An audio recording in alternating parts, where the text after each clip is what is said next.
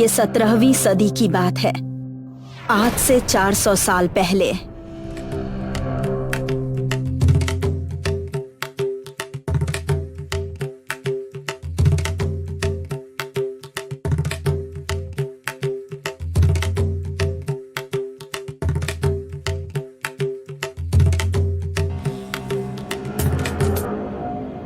वाह मायावती वाह, तुमने हमारे हृदय को खुश कर दिया। आपकी सेवा में मायावती हमेशा हाजिर होगी राजा साहब। अति उत्तम। शांति ये सब पुरुषोत्तम और लीना को बता रही होती है। हमारे राजा साहब को मायावती बहुत पसंद थी। वो उनसे बहुत प्रेम करते थे। उन्होंने मायावती के सामने प्रस्ताव रखा कि वो उनकी 81 रखैल बन जाए, पर मायावती को ये मंजूर नहीं था। फिर अचानक मायावती इस बात के लिए मान गई और फिर इससे 3 साल बाद रानी नीलावती और मायावती दोनों ने साथ में खुशखबरी सुनाई। हुकुम, रानी नीलावती गर्भवती हैं। आपको बहुत जल्द ही एक पुत्र होने वाला है। हुकुम, मायावती भी माँ बनने वाली हैं। उनसे भी आपको एक पुत्र सुख प्राप्त होने वाला है। पूरे खुर्जा को दावत पर बुलाओ।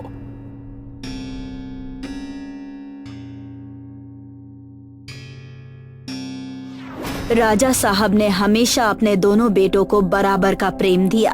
वो दोनों साथ में बड़े हुए, साथ में सब कुछ सीखा। कहते हैं एक मयान में 2 तलवारें नहीं हो सकती, पर राजघराने ने ही इस कहावत को गलत साबित कर दिया था।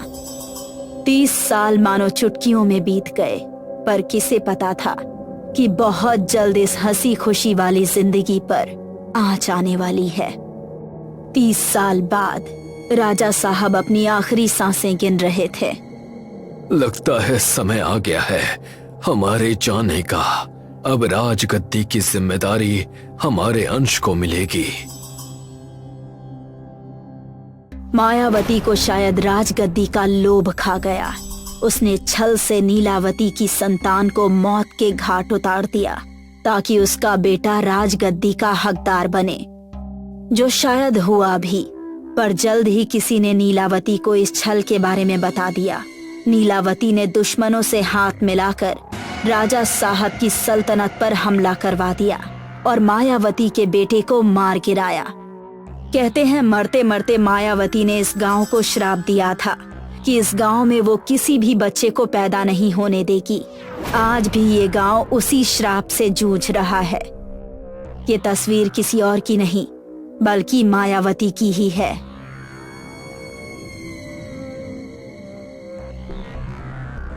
मेरी मानो तो इस गांव को छोड़कर भाग जाओ, वरना वो तुम्हारे बच्चे को खा जाएगी।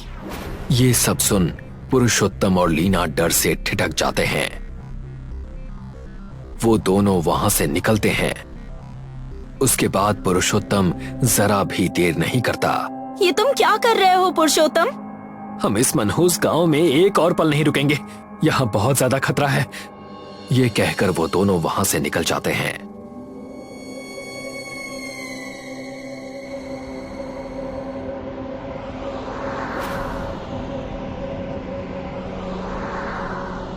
रास्ते में पुरुषोत्तम लीना की ओर देखता है। उसके चेहरे पर कोई भाव नहीं होते।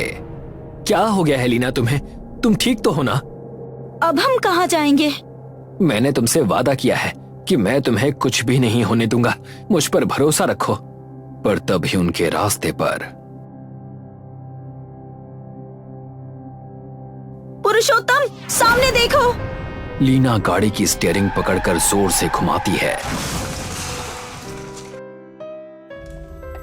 और फिर लीना की आंखें एक सुनसान महल के आंगन में खुलती हैं।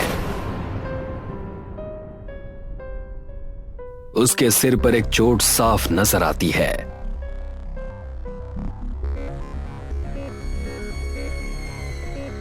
पुरुषोत्तम, पुरुषोत्तम, पुरुषोत्तम, तुम कहाँ हो?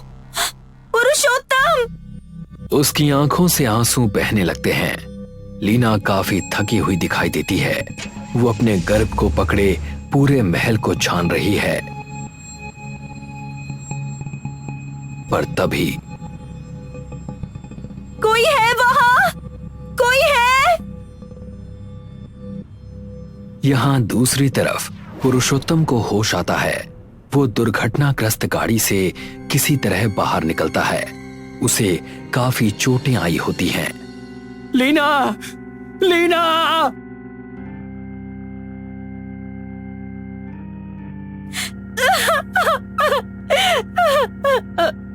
यहां डर से लीना महल की सीढ़ियों पर बैठी रो रही होती है। तभी हवा का एक झोंका कुछ पत्तियों को वहां से उड़ाता है और सामने आते हैं काल के वो निशान जो सच्चाई की तरफ इशारा कर रहे होते हैं। लीना हांफते हुए उठती है और वो खून के निशानों की तरफ बढ़ने लगती है। चलते चलते वो घास से भरे एक मैदान में पहुंचती है। उसके पैर रुकते नहीं हैं। वो उजड़ी हुई घास की दिशा को देखते हुए आगे बढ़ती है। यहां पुरुषोत्तम अपनी घायल हालत में फिर से गांव पहुंचता है। वो शांति के घर पहुंचता है और दरवाजे को जोर जोर से पीटने लगता है। खोलो दरवाजा, खोलो! तभी शांति दरवाजा खोलती है। पुरुषोत्तम को चोटिल देखकर वो चौंक जाती है। अरे रवि बेटा, क्या हो गया तुम्हें? थोड़े समय बाद वो पुरुषोत्तम को लेप लगा रही होती है। तभी पुरुषोत्तम उसे सारी बातें बताता है। वो बिल्कुल चिढ़ा हुआ लगता है। अब बताओ आखिर हुआ क्या है? काकी, गांव से निकलते समय हमें रास्ते में कोई दिखा और हमारी गाड़ी पलट गई। कौन दिखा? उसका कद बहुत लंबा था, बड़े घुंघराले बाल थे और उसका चेहरा नहीं था। तुम्हारी बीवी का कौन सा महीना चल रहा है? आज ही उसका 6ठा महीना लगा है। उस एक्सीडेंट के बाद मैं बेहोश हो गया। जब मैं उठा तो मेरी पत्नी गायब थी। नहीं नहीं नहीं, कोई बड़ा अनर्थ होने को है। वो तुम्हारे बच्चे को नहीं छोड़ेगी। मेरी पत्नी को बचा लीजिए काकी।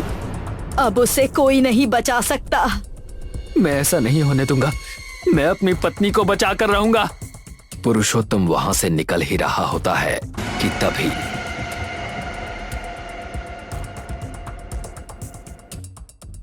तुम्हारी बीवी अब कहाँ है ये किसी को नहीं पता।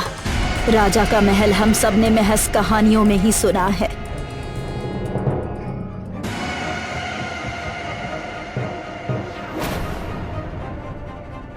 पुरुषोत्तम लीना को ढूंढने यहाँ वहां घूम रहा होता है।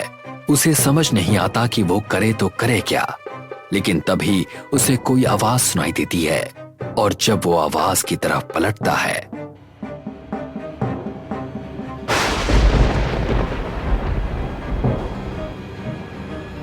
वहां लीना डर से कांप रही होती है, मानो उसे कुछ ऐसा पता चल गया हो जो सच्चाई से परे था। नहीं, ऐसा नहीं हो सकता। आखिर वो सच था क्या?